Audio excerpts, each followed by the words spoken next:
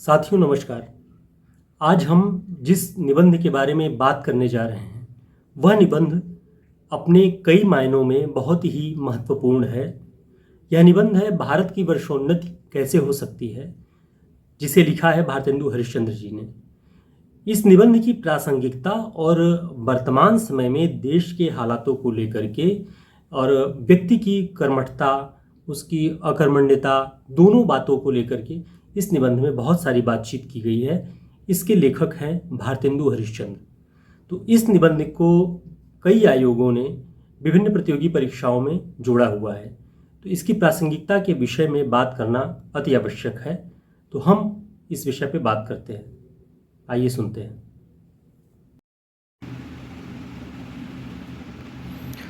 भारतेंदु हरिश्चंद्र का जन्म 9 सितंबर 1850 ईस्वी को वाराणसी में हुआ। इनकी मृत्यु 6 जनवरी 1885 में वाराणसी में हुआ। इनके पिता का नाम गोपाल चंद्र गिरधर दास था। इन्हीं का प्रसिद्ध नाटक नहुष है। भारतेंदु के जो प्रमुख मौलिक नाटक हैं उनमें वैदिकी हिंसा हिंसा न भवति, सत्य हरिश्चंद्र, चंद्रावली, विशस्य विषमौधम, भारत दुर्दशा, नील देवी, अंधेर नगरी हैं। इनकी अन्य काव्य कृतियाँ भी हैं, जिनमें निबंध संग्रह की बात करें तो सुलोचना, मदालसा, लीलावती, परिहास, वंचक, दिल्ली दरबार दर्पण इत्यादि हैं। यात्रा वृत्तांत में सरयू पार की यात्रा, लखनऊ की यात्रा, जीवनी में इन्होंने सूरदास, जयदेव, महात्मा मोहम्मद की जीवनी लिखी। भारत वर्षोन्नति कैसे हो सकती है, इस निबंध की व्याख्या एवं सारांश के बारे में हम देखेंगे। यह निबंध भारतेंदु जी ने सन 1884 ईस्वी में बलिया के ददरी मेले के भाषण के लिए लिखा था। यह निबंध हरिश्चंद्र चंद्रिका के दिसंबर 1884 ईस्वी के अंक में प्रकाशित हुआ। यह निबंध उन्होंने भारतीयों के आलसी प्रवृत्ति पर चोट करने के लिए लिखा था। भारतेंदु जी भारतीय जनता की प्रतिभा और क्षमता को जागृत करने के लिए उन्हें उत्साहित करते हैं। भारत की उन्नति और विकास के लिए भारतेंदु जी कुशल नेतृत्वकर्ताओं की ज़रूरत महसूस करते हैं। अकबर के शासनकाल के दो प्रतिभाशाली और कुशल प्रशासक के तौर पर टोडरमल और बीरबल का उल्लेख वे करते हैं, जो कि भारतीय ही थे। उनका मानना है कि अकबर जैसा नेतृत्व हो तो बीरबल और टोडरमल जैसे भारतीय प्रसिद्धि प्राप्त कर सकते हैं। वे भारतीयों के महत्व को समझते हुए भी अफसोस के साथ कहते हैं कि भारतीय जनता अपने आप को पहचान नहीं पा रही है। हमारे हिंदुस्तानी लोग तो रेल की गाड़ी हैं, यद्यपि फर्स्ट क्लास, सेकंड क्लास आदि गाड़ियाँ बहुत अच्छी हैं और बड़े बड़े महसूल की इस ट्रेन में लगी हैं, पर बिना इंजन सब चल नहीं सकती। वैसे ही हिंदुस्तानी लोगों को कोई चलाने वाला हो तो ये क्या नहीं कर सकते। इनसे बस इतना कह दीजिए, का चुप साध रहा बलवाना। फिर देखिए हनुमान जी को अपना बल कैसा याद आता है।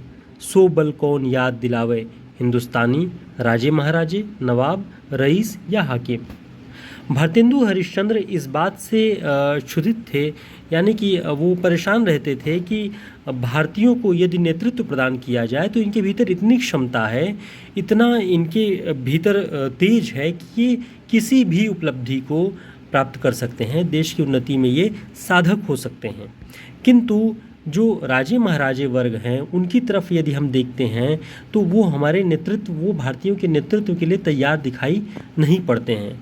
उन्हीं को अपनी आलोचना का केंद्रबिंदु बनाते हुए उन्होंने इस निबंध में उनकी आलोचना की है। उच्च वर्गों की उदासीनता को भी वे भारत की अवनति का सबसे बड़ा कारण मानते हैं। वे सब अपने अपने भोग विलास के साधनों में लिप्त रहते हैं। ऐसे लोगों के विचार भारतीय सामान्य जनता के विषय में किस तरह के हैं, उन्हें भारतेंदु की निम्न पंक्तियों से समझा जा सकता है, जो निबंध में उन्होंने लिखा है। तुम्हें गैरों से कब फुर्सत, हम अपने गम से कब खाली, चलो बस हो चुका मिलना, न हम खाली न तुम खाली। ये जो सुविधाभोगी वर्ग है, जब उनसे सामान्य जनता यदि नेतृत्व करने की बात करे या उनसे नेतृत्व मांगे और उनका साथ देने को तैयार रहे, फिर भी वो ये चाहते हैं कि तुम अपने दुख से खाली नहीं हो और हम फुर्सत नहीं है। तो इस तरह से है कि एक दूसरे के सहयोगी नहीं बनना चाहते हैं, और यही बात भारत की अवनति के लिए सबसे बड़ा कारण है। भारतेंदु हरिश्चंद्र इस कारण को पहचानते हैं और आगे वे कहते हैं, उनका मानना था कि क्षत्रिय और ब्राह्मण वर्ग अपने दायित्वों से यदि विमुख न हुआ होता तो सामान्य जनता इतनी निरीह और अज्ञानी नहीं होती। ज्ञान विज्ञान की दुनिया से कटकर भोग विलास और सुविधा वर्ग में इनका प्रवेश कर जाना देश की उन्नति के लिए घातक सिद्ध हुआ। भारतेंदु जी भारतीयों को उन स्वर्णिम दिनों की याद दिलाते हैं जब स्वाधीनता, साधनहीनता और अभावों के बीच रहकर भी भारतीय विद्वानों ने ज्ञान विज्ञान की दिशा में नए प्रयोग को स्थापित किया था। निबंध का ही उदाहरण है, जबकि इनके पुरखों के पास कोई सामान नहीं था, तब उन लोगों ने जंगल में पत्ते और मिट्टी की कुटियों में बैठकर बांस की नालियों से जो तारा, ग्रह आदि भेद करके उनकी गति लिखी है, वह ऐसी ठीक है कि 16 लाख रुपए की लागत से विलायत में जो दूरबीन बनी है, उनसे उन ग्रहों को भेद करने में भी ठीक वही गति आती है। यानी भारतेंदु जी यह कहना चाहते हैं कि हमारे यहाँ साधनहीनताओं के बावजूद, अभावों के बावजूद जो ज्ञान और विज्ञान की चेतना थी, जो प्रयोग थे, वह आज आधुनिक यंत्रों की बराबरी कर सकता है। दुनिया के देशों के मध्य विकास की घुड़दौड़ को भारतेंदु समझ रहे थे। अपने निबंध में उन्होंने इस बात को कई जगह उभारा है। इसलिए तमाम देशों का उदाहरण देकर जनता को सचेत करते रहे। जापान जैसे छोटे राष्ट्र जो द्वितीय विश्व युद्ध में तबाह हो चुके थे, उनकी जनता विकास की दौड़ में आगे बढ़ने के लिए अपनी क्षमता से अधिक परिश्रम कर रही है। इस बात को भारतेंदु हरिश्चंद्र अपने इस निबंध में दर्शाते हैं। पश्चिमी देशों के विकास की तेज गति के कारणों को बताते हुए वे कहते हैं कि विलायत में गाड़ी के कोचवान भी अखबार पढ़ते हैं। जब मालिक उतरकर किसी दोस्त के यहाँ गया, उसी समय कोचवान ने गद्दी के नीचे से अखबार निकाला। यहाँ उतनी देर तक कोचवान हुक्का पिएगा और गप करेगा, सो गप भी एकदम निकम्मी। वहाँ के लोग गप में भी देश का प्रबंध छांटते हैं। सिद्धांत यह है कि वहाँ के लोगों का यह सिद्धांत है कि एक क्षण भी व्यर्थ न जाए। यानी समय का जो एक सदुपयोग की प्रवृत्ति है, यह पश्चिमी देशों की जनता और वहाँ के समाज में पाई जाती है, जिससे हमारा समाज हीन है और वही उसकी अवनति का कारण है। इसे आलस्य के रूप में भारतेंदु हरिश्चंद्र देखते हैं और उसी को खत्म करने के लिए उन्होंने सचेत करने के लिए लोगों को यह निबंध लिखा। वे जनता को चेतावनी देते हुए सचेत करते हैं और आगे बढ़कर आलस्य को त्यागने का संदेश देते हुए पृथ्वीराज चौहान और चंद कवि का उदाहरण प्रस्तुत करते हैं। सचेत करते हुए वे अपने इस निबंध में लिखते हैं कि भाइयों, राजा महाराजाओं का मुंह मत देखो। यह मत आशा करो कि पंडित जी कथा में ऐसा उपाय बतलाएंगे कि देश का रुपया और बुद्धि बढ़े। तुम आप ही कमर कसो, आलस छोड़ो। कब तक अपने को जंगली, हूस, मूर्ख, बोदे, डरपोक पुकरवाओगे? दौड़ो, इस घुड़दौड़ में जो पीछे पड़े तो फिर कहीं ठिकाना नहीं है। फिर कब कब राम जनकपुर आई हैं, अब की जो पीछे पड़े तो रसातल ही पहुँचोगे। यानी ये विकास की जो दौड़ है, उसे सबसे पहले भारतेंदु जी उस दौर में पहचान पाए सन 1884 ईस्वी में, जो आज वैश्वीकरण और भूमंडलीकरण के दौर में पूरे विश्व समाज में दिखाई पड़ता है। वो ये कह रहे थे कि यदि अब अगर आलस करोगे इस दौड़ में, तब कभी आगे नहीं बढ़ सकोगे, वो अवसर गंवा दोगे। भारतीय परंपरा में धर्म और समाज नीति को मिलाकर ही आचार विचार, नियम कायदे, व्रत, तीर्थ आदि को विस्तार दिया गया। इन सबका सामाजिक लाभ भी भारतेंदु जी ने समझाया है। लोगों ने धर्म के साथ मिली हुई समाज नीति को ही मूल धर्म मान लिया, यानी समाज की जो एक रीति नीति है, जो सामाजिक आडंबर हैं, उन्हीं को मूल धर्म मान लिया है समाज ने। इसे भारतेंदु जी धार्मिक आडंबरों के बढ़ने का मुख्य कारण मानते हैं। वे लिखते हैं कि बहुत सी बातें जो समाज विरुद्ध मानी जाती हैं, किंतु धर्मशास्त्रों में जिनका विधान है उनको मत चलाइए।